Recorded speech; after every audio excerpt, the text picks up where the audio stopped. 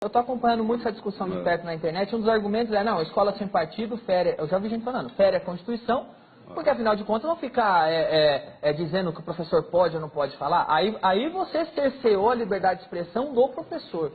Acontece? Bom, Tem vamos lá. conflito? Isso é importante deixar isso claro, né? Eles dizem que o nosso projeto de lei é a lei da mordaça. Mordaça evoca censura.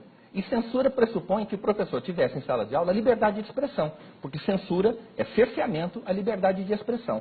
Mas o professor tem liberdade de expressão em sala de aula? O que é liberdade de expressão? Para simplificar, liberdade de expressão é a liberdade que a gente exerce no Facebook.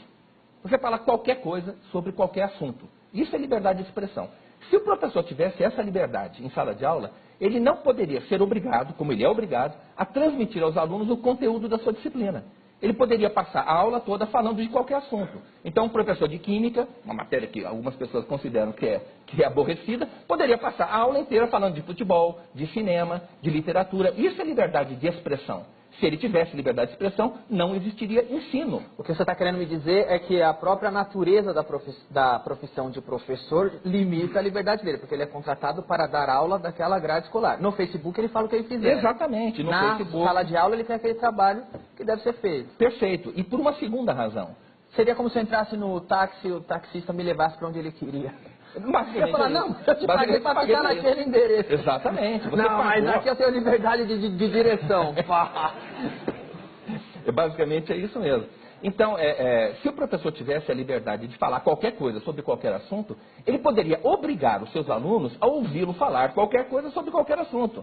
Veja só, nós aqui estamos na televisão. Você pode falar qualquer coisa sobre qualquer assunto, porque ninguém é obrigado a escutar e assistir o programa do Danilo Gentili. Mas o estudante em sala de aula é obrigado a escutar o discurso do seu professor. Então há uma diferença fundamental. E tem uma outra, desculpa te interromper, tem uma outra diferença, que se na prova ele responder uma coisa que o professor não quer, ele toma zero. Toma zero, exatamente, ele erra a questão, né?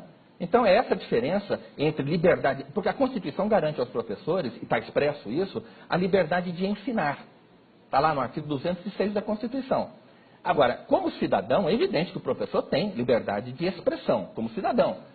No Facebook, na praça pública, ele compra um megafone, por exemplo, e vai lá para o viaduto do chá falar o que ele quiser. Mas na sala de aula é diferente.